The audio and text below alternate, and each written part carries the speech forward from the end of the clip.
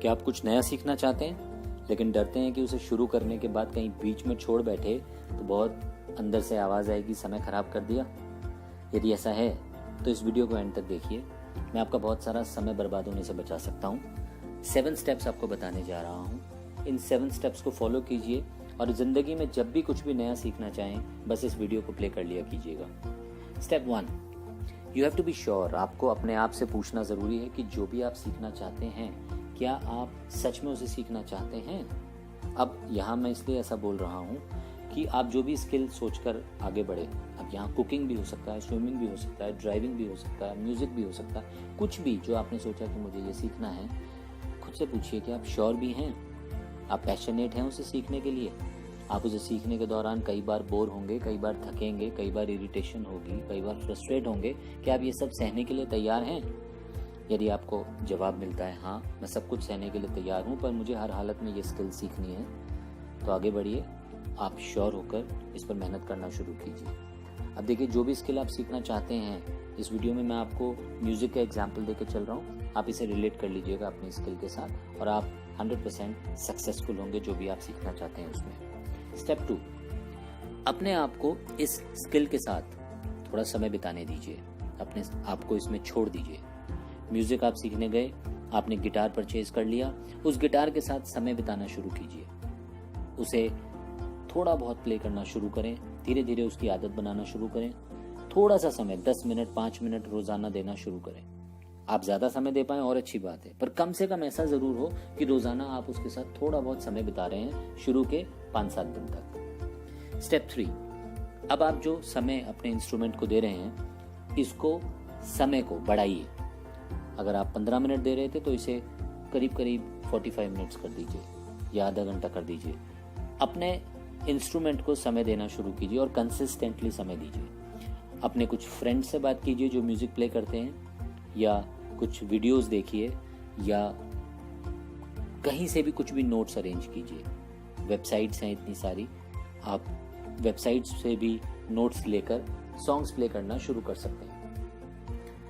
शुरुआत में आप सॉन्ग्स प्ले करने लग जाएंगे ऐसा नहीं होगा, पहले ही दिन आप इतने ट्रेंड हो जाएं ऐसा नहीं होगा, लेकिन शुरुआत में आप कॉर्ड्स प्ले करने लगें या कॉर्ड्स कैसे बनाते हैं ये सीखने लगें, ये सब करने लगना ज़रूरी है। शुरुआत में आप समय देना शुरू कीजिए, धीरे धीरे आपकी हैबिट डेवलप होनी शुरू हो जाएगी। स्टेप 4, जजमेंटल नहीं होना है।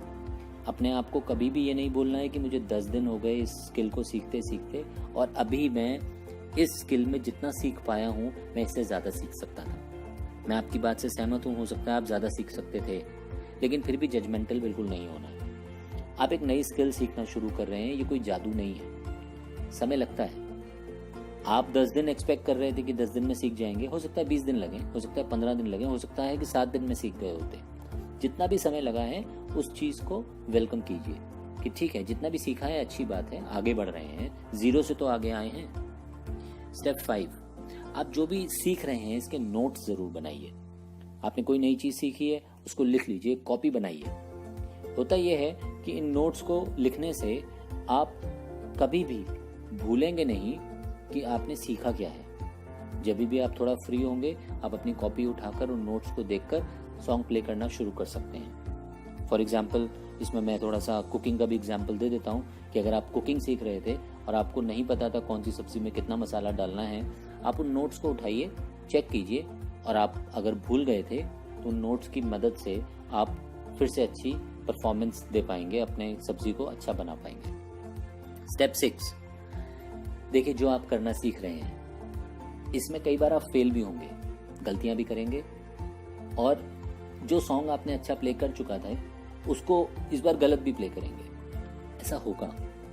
ये टेम्परेरी फेलियर्स हैं, इन्हें एक्सेप्ट कीजिए और इनको इन फेलियर्स पे मुस्कुराना बहुत ज़रूरी है, इनको एक्सेप्ट करना बहुत ज़्यादा ज़रूरी है कि देखिए, मैं एक नॉर्मल ह्यूमन बीइंग हूँ जो कुछ नया सीखना चाहता था और काफ़ी आगे आ गया और अभी भी थोड़ी बहुत गलतियाँ करता हूँ। इसे एक्सेप्ट करने से आप ये समझ जाएंगे कि आपको अभी और बेटर परफॉर्म करना बाकी रह गया है। देखिए, यहाँ पर अगर आप इरिटेट हो जाते या फ्रस्ट्रेट हो जाते और सोचते कि इतना टाइम बीत के और अभी भी गलतियां कर रहा हूं, तो ये क्रिटिसिज्म खुद ही आपको इस स्किल से अलग कर देता। तो अलग नहीं होना है, एक्सेप्ट कर लेना है कि ठीक है गलती हुई है, अब बेटर परफॉर्म करेंगे। और स्टेप 7 है प्रैक्टिस कीजिए। जो भी आप 6 स्टेप्स फॉलो करके आए, आप श्योर हुए कि आपको ये इंस्ट्रूमेंट प्ले करना है, आपने अपने आप को इसके साथ समय बिताना शुरू किया, जजमेंटल नहीं हुए, नोट्स बनाए, फेलियर्स हैं उन्हें एक्सेप्ट किया। ये सब करने से आपने इस इंस्ट्रूमेंट को काफ़ी हद तक सीख लिया। लेकिन अब जितना भी आपने सीखा है उसकी प्रैक्टिस कॉन्टिन्यूसली करना बहुत ज़रूरी है। प्रैक्टिस करने से होगा ये कि आप इंस्ट्रूमेंट को ज़्यादा समय देना शुरू करेंगे और आपके ईयर्स को, आपके माइंड को, आपकी बॉडी को उस इंस्ट्रूमेंट की एक हैबिट पड़नी शुरू हो जाएगी और आपकी परफॉर्मेंस डे बाय डे और बेटर होने लगेगी और आप धीरे धीरे इस स्किल को टोटली कॉन्कर कर जाएंगे। तो इन स्टेप्स को फॉलो कीजिए। आपने जो भी अपनी लाइफ में सीखना चाहा है आप उसे ज़रूर सीख जाएंगे। बस इतना याद रखिए, सीखना एक अपने आप में कला है। आप कुछ सीखना चाहते हैं, उस दौरान जो भी गलतियां आप करेंगे, उन गलतियों को अगर आप एक फ्रेमवर्क के हिसाब से कॉन्टिन्यूसली गलतियों को ख़त्म करेंगे तो आप उस स्किल को 100% सीख जाएंगे। बस साहस बनाए रखिए, लगातार अपना समय अपनी स्किल को दीजिए और सोचिए अगर आप इसे सीख गए तो आपको क्या क्या बेनिफिट्स होने जा रहे हैं। एक बात और याद रखिएगा, सीखने के बाद कभी किसी को ह्यूमिलेट मत कीजिए जो उस स्किल को नहीं जानता, उसके सामने शो ऑफ मत कीजिए। All the best, thank you.